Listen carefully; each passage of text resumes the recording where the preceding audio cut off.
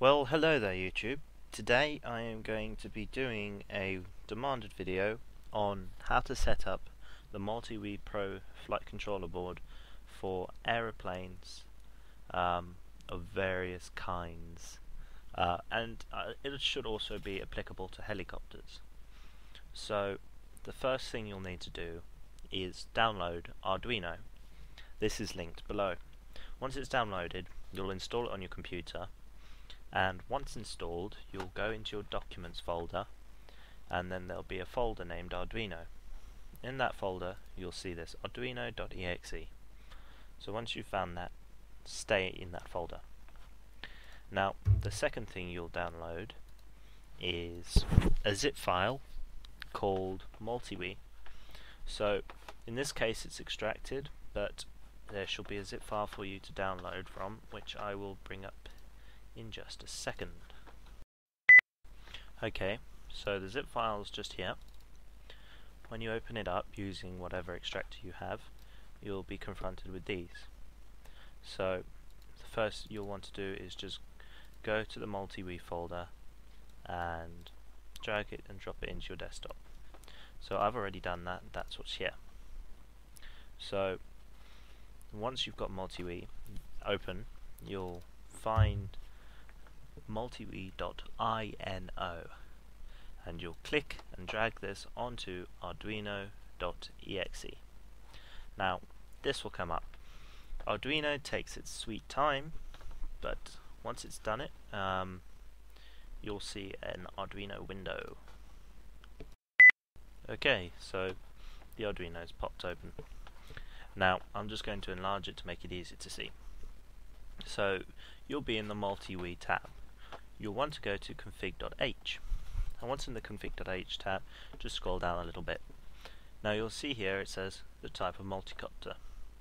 Now unfortunately whoever coded this was a bit narrow-minded, so the code has been adapted for aeroplanes, etc. So here you have a selection of what you want. Now in this case you can select biplanes, I think that's a bicord, etc. You can do a gimbal if you just want to use it for cameras, your quads, your hexacopters, your octocopters. For me, I choose flying wing. You've got your V-tails, your normal aeroplane, etc. So what you'll do is it says // define, and you'll remove the //. Now once that is done, you'll scroll down and you'll see motor min throttle. Now this you can leave alone, but the problem is that depending on your ESC, that may actually start it spinning the moment you arm your copter. Now this isn't a problem because, to be honest, you kind of do want it to spin very slowly to say I'm armed, but if you don't want that, then you'll need to lower this value to say 900, and then it won't spin. Now once you've done that, you'll scroll down a bit more and you will come to combined IMU boards. Now you'll simply find the one that says FMIU V2 and remove the //. Now that that's done, scroll down a bit more past all of this, ignore independent sensors, ignore try and everything, and then you'll come in this case to flying wing. Now the problem with this software is, with flying wing, for me, the software was coded the wrong way for the servos. So what I actually had to do was put this 1 and 1 to -1 and -1, and that just made it so that the servos went in the right direction for the board. That was pretty simple. And then here's aeroplane. You do the same. Each one of these represents a servo. All this does, if you put minuses, it makes the servo go in the reverse direction. And you may need to modify this depending on if your ailerons are going the right way or not. So we scroll down a bit more. You can ignore receiver types if you've just got a generic Spectrum or Free Sky, etc. Ignore alternate CPUs because you're using the Multiwii, and past all of this. Ignore optional features unless you've got extra sensors and stuff, but usually you won't. Carry on down, or down, continually, and then we come to GPS. Now you'll need to define GPS02, so remove the // and that's simply enabling your GPS. Now once you're down here, you'll want to undefine NMEA. Now it says in all sorts of manuals you want to undo MTK, but actually the GPS is NMEA, so undefine NMEA. And if I recall correctly, that is it. Let me scroll down a bit more. Yeah, that's fine. LCD, you don't have an LCD. No buzzers. Nope. Nope. Nope. Okay, yes, I think that's about it. So I'll press the tick to verify, and fingers crossed it won't pop up with an error.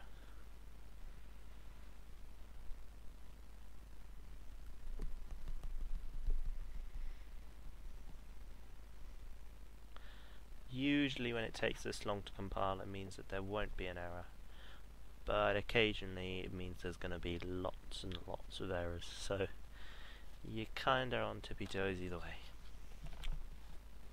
Okay, it worked. It's compiled. So this software is now set up for a flying wing. Now, in reality, it's incredibly simple to switch from all the different models, because the only thing that really you modify is just the type of multicopter, or in this case the type of model. So if you want an aeroplane, you just / over flying wing and d / airplane. It will compile just fine with airplane. And as I said earlier, you just change the ones to -1s if the servos are going the wrong way, etc. Very simple and very effective. Thank you for watching. Oh, one more thing I almost forgot. That's your graphical user interface. Now, you get a default one in the zip folder, but it's not great. So I've got a download link for a much better one.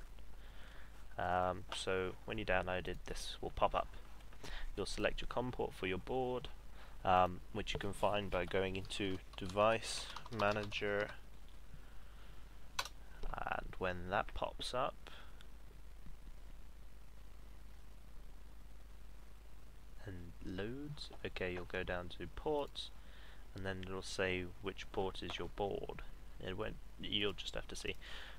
You then select that, and you select 115200, and you click connect. If you're usually, if you plug in the board first and let it install, and then open the software, it'll automatically detect which port your board's in. So you may be lucky. And then from here you can select all your settings, etc, etc. Just check my other videos and all that, but this is really just for the software for the board to use.